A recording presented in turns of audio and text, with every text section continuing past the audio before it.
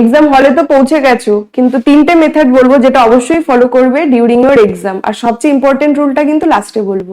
First, তোমরা already জানো যে সবচেয়ে ইজি কোশ্চেন, মানে যেগুলো তোমার কাছে ইজি মনে হচ্ছে বা পারবে সেটা প্রথমে সলভ করবে। সেকেন্ড হচ্ছে ডায়াগ্রাম গুলো সবসময় পেন্সিল দিয়ে ড্র করবে। রে ডায়াগ্রামে কিন্তু তোমরা খুব ভুল করো, অনেক সময় ভুলে যাও, সেটা হচ্ছে অ্যাবাউট গিভিং দা ডাইরেকশন। রে ডায়াগ্রামে যদি ডাইরেকশন না দাও তাহলে কিন্তু, বা ধরো ইলেকট্রিক ফিল্ড দিচ্ছ, ইলেকট্রিক ফিল্ডে ডাইরেকশন দিলে না, ভেক্টর, আমি বলতে চাইছি ভেক্টর কোয়ান্টিটি গুলো ডায়াগ্রামে ডাইরেকশন অবশ্যই দেবে।